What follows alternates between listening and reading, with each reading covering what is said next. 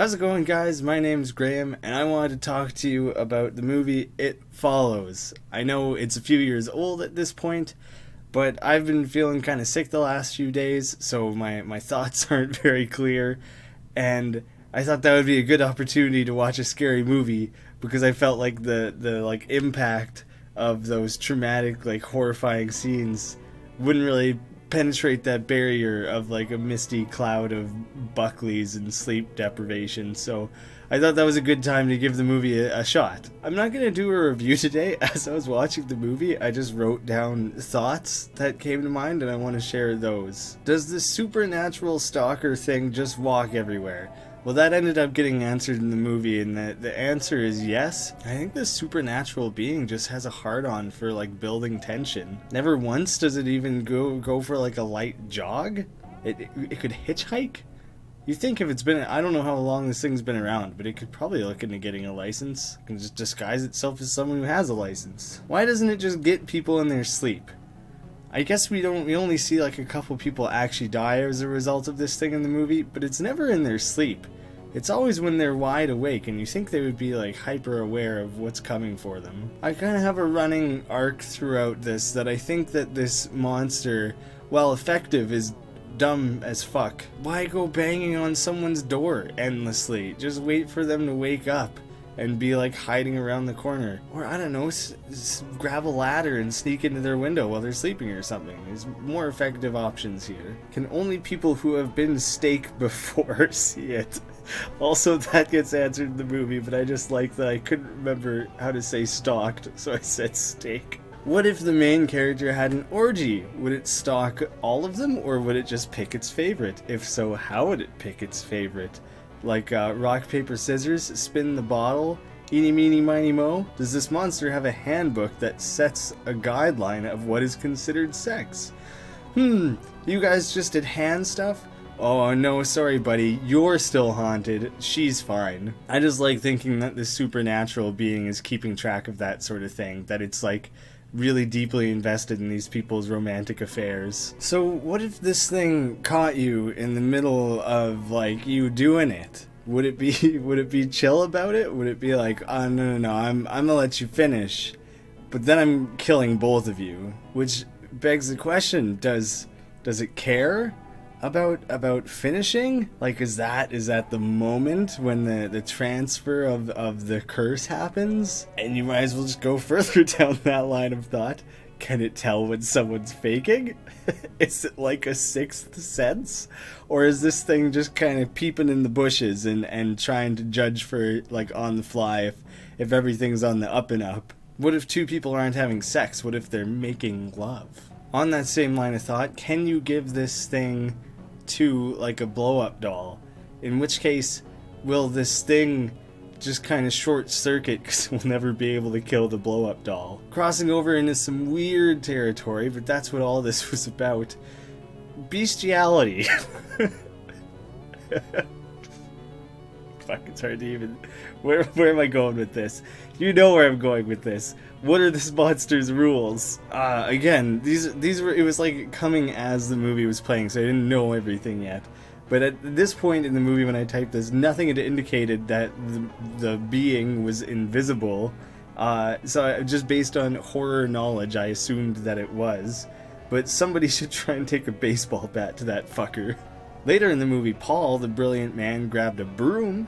You can do some pretty hefty damage with a broom. Good fucking thinking, Paul. Paul's full of great ideas in this movie. Well, all those notes must have been from very early in the movie, because this next thing is from I don't know, a half hour into the movie.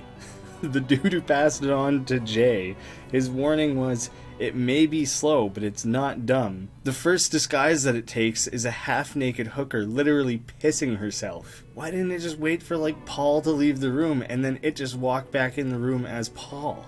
That's what I was expecting the whole movie, and this fucking thing never capitalized on that. Its next choice after a pissing hooker was a 7-foot tall dude with no eyes. And then in all capitals I wrote, brilliant! Again, the running theme that this monster sucks at what it does. What if 2 girls or 2 guys banged? Would the specter count that? Does it recognize homosexual love? I don't know, it's a being from another dimension or something. Maybe it just chooses not to count that. This goes back to the idea, does it have to be like penetration? In which case, I don't think two girls can pass it on to each other.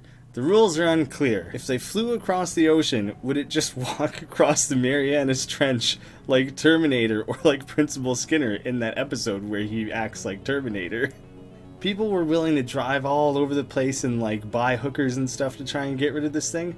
No one tried to buy like a cheap flight to give themselves like a week of peace. If all this fucking thing does is walk. Ooh, go to Hawaii and make it walk through a volcano. That's a good idea.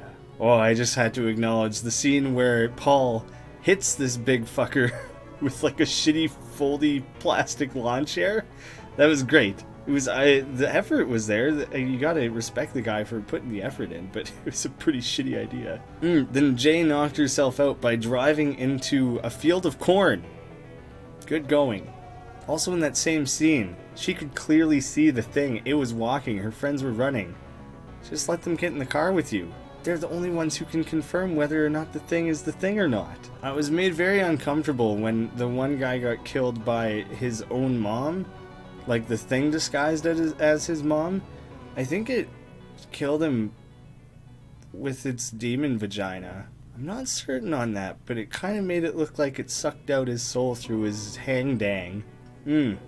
She's gonna get hella pruny treading water for so long. Also, this plan just seemed flawed to me. They went to the furthest away pool that they could find to just find out if this thing could swim or not. But then it became obvious they were trying to electrocute it. And so the best thing to do was have her be in the water, and her be the only one who can see it, and then hope that it gets in the water and that she gets out fast enough. They didn't think that plan through very much. Again, Paul with the great ideas. He came up with that one. Holy fuck, that thing has an arm on it too. I mean, when it threw the hairdryer at her, that was pretty fucking hilarious because she flinched away from it like it had just thrown a cinder block at her. But a few times it chucked like full fucking TVs at her. That would do some damage. It was just baseball tossing them. That thing's got a killer arm, and yet somehow it only walks everywhere. And sometimes it yanks people's hair. Other times it rips people's legs off. Other times it just tugs on your hair. Like a preschooler sitting behind you on the bus or something. Oh yeah, then Paul shot his own fucking friend. Then they shot it in the head a couple times. And then that was the end of that plan. They gave up and moved on. At the end there, I couldn't tell if it showed up as an old man in a loincloth or an old man with a really dark, really bushy bush. I just couldn't help but think that this thing was pretty fucking dumb. I liked the ending. It was a good ending. It was a pretty good movie overall. But if that thing's gonna haunt people, it needs to work on its strategy. Make a game plan. Don't turn yourself into like an eyeless man or a toothless hooker. Like those aren't, no, you're not gonna fool people. Good concept, dumb monster. That's my thesis. There, I thought that would just be stupid and fun to share. Thanks for watching, guys.